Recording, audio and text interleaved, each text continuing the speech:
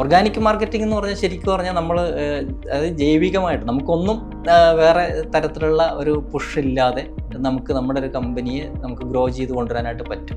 അതിനകത്ത് നമ്മളുടെ ഒരു എഫേർട്ടാണ് മെയിനായിട്ട്. അതായത് അഡ്വർടൈസ്മെന്റ് ഇല്ല, പെയ്ഡ് ക്യാമ്പയിൻസ് ഇല്ല, അത്തരം കാര്യങ്ങളൊന്നും അതിനകത്തില്ല. പക്ഷേ നമ്മുടെ കമ്പനിയെക്കുറിച്ചും നമ്മളുടെ പ്രൊഡക്റ്റിനെ കുറിച്ചും സർവീസിനെ കുറിച്ചും ആളുകളിലേക്ക് അവയർനെസ് എത്തിക്കുക, അതാണ് ആദ്യത്തെ സ്റ്റേജ് എന്ന് പറയുന്നത്.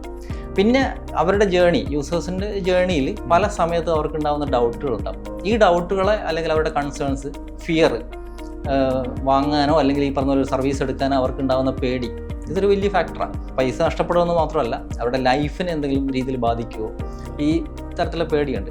ഇത്തരം കൺസേൺസിനൊക്കെ അഡ്രസ്സ് ചെയ്യുന്നത് പലപ്പോഴും നമ്മൾ ഓർഗാനിക് കണ്ടന്റുകളാണ്. അപ്പോൾ ആ രീതിയിലേക്ക് നമുക്ക് ഈ പറഞ്ഞ പോലെ കണ്ടന്റ് ഡെവലപ്പ് ചെയ്യുക എന്നുള്ളതാണ്. അതിന് ഈ പറഞ്ഞ പോലെ ഒരു സ്റ്റോറി ടെല്ലിംഗ് മെത്തേഡ് ഒരു ബിസിനസ്സിന് വേണം. ബിസിനസ്സിന് മാത്രമല്ല, ഈ ലോകത്ത് എന്ത് ആശയം പ്രചരിപ്പിക്കാനും നമുക്കൊരു സ്റ്റോറി ടെല്ലിംഗ് മെത്തേഡ് വേണം. റിലീജിയസ് ആയിട്ടുള്ള ഐഡിയോളജി, പൊളിറ്റിക്കൽ ഐഡിയോളജി, അതല്ല സോഷ്യൽ റവല്യൂഷൻസ്, എന്തായി കഴിഞ്ഞാലും അത് ആളുകളിലേക്ക് എത്തിക്കുന്നത് പരസ്യങ്ങളിലൂടെ അല്ല, അത് സ്റ്റോറി അല്ലെങ്കിൽ ഈ പറഞ്ഞ പോലെ ആളുകൾ സംസാരിക്കുന്ന വിഷയങ്ങൾ, അപ്പോൾ കണ്ടന്റിലൂടെയാണ് ആളുകളിലേക്ക് എത്തിക്കുന്നത്. അപ്പോൾ അത് ഈ പറഞ്ഞ പോലെ പ്രൊപ്പഗാൻഡ എന്ന് നമുക്കതിനെ പറയാൻ പറ്റില്ല, കൃത്യമായിട്ടുള്ള സോഴ്സുള്ള കണ്ടന്റുകളിലൂടെയാണ് നമ്മളിതിനെ ആളുകളിലേക്ക് എത്തിക്കുന്നത്.